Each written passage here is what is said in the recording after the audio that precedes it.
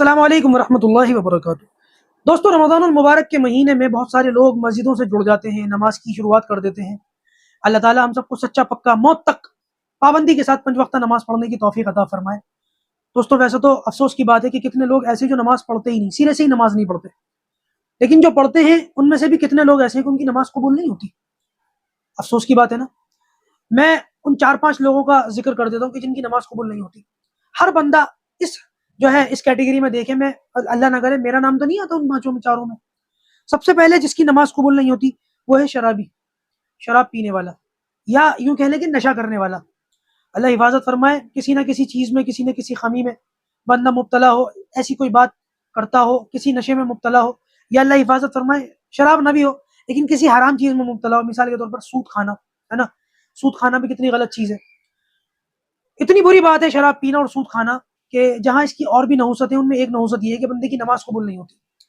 اول تو دیکھا یہ گیا ہے کہ ان گناہوں کی نحوست سے اکثر و بیشتر بندوں کو نماز پڑھنے کی توفیق ہی نہیں ہوتی، اگر توفیق ہو بھی جائے تب بھی نماز قبول نہیں ہوتی، بچنا چاہیے۔ نمبر 2، جس کی نماز قبول نہیں ہوتی وہ ہے والدین کا نافرمان، ماں باپ کی نافرمانی کرنے والا۔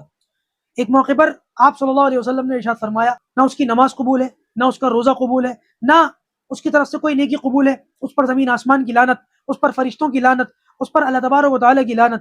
نبی کریم صلی اللہ علیہ وسلم نے اتنی سخت وعید ارشاد فرمائی ہے۔ اس لیے نماز پڑھنے سے پہلے ضرورت اس بات کی اپنے ماں باپ کو راضی کریں، اگر ان کا دل دکھایا ہو ان سے معافی مانگیں، اور اگر خدا نہ خواستہ کسی کے ماں باپ ناراض اس دنیا سے چلے گئے ہوں تو ان کے لیے زیادہ سے زیادہ مغفرت کی دعا کریں۔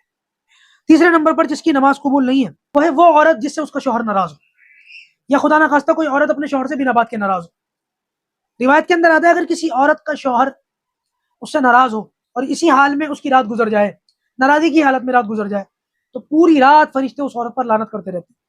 ایک تو یہ کہ شوہر کوئی نافرمان بندہ ہے، گناہ گار بندہ ہے، اور وہ اللہ تعالیٰ کی نافرمانی کرتا ہے، بے دین آدمی ہے، اس وجہ سے اگر عورت اس سے دور ہے تب تو سمجھ میں آتا ہے، یا آدمی ظالم ہے اس وجہ سے عورت اس سے دور ہے تب سب سمجھ میں آتا ہے۔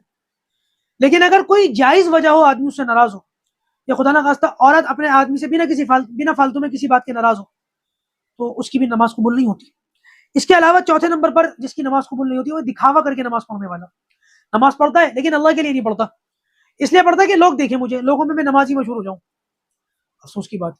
اور اس کے علاوہ 5ویں نمبر پر جس کی نماز قبول نہیں ہوتی وہ ہے جلدی جلدی نماز پڑھنے والا۔ بعض مرتبہ تو لوگ امام کے پیچھے ایسی تیزی کے ساتھ نماز پڑھتے ہیں کہ امام ہی سے آگے بڑھ جاتے ہیں۔ بعض مرتبہ اکیلے پڑھنے والے نماز، ان کی نماز میں خشوع و خضوع نہیں ہوتا، رکوع سے سر اٹھایا فوراً سجدے میں چلے گئے، سجدے سے سر اٹھایا ابھی جو تمام اعضاء ہیں جسم کے وہ اپنی جگہ پر آئے بھی نہیں، دوسرے سجدے میں چلے گئے۔ عام طور سے یہ غلطی ہم رمضان میں کرتے ہیں تراویح کے موقع، تو لہٰذا ان باتوں سے بچیں، ان 4-5 گناہوں سے بچیں، ورنہ ہماری نماز قبول نہیں ہوگی، پڑھیں گے تب بھی قبول نہیں ہوگی۔ اللہ تبارک و تعالی ہمیں ان باتوں سے، ان گناہوں سے بچنے کی توفیق عطا فرمائے۔